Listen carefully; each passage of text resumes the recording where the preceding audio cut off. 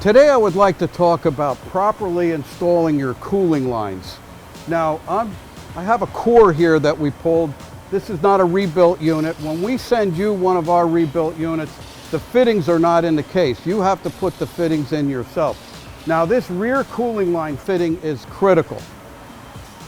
It has a tapered end to it, so when you screw it in, you can't over tighten it. If you over tighten it, you're going to split the case, and now you need another transmission, and you're going to have to wait several weeks for that to happen. We don't want this case to break, so you have to be careful torquing this down to not over tighten it.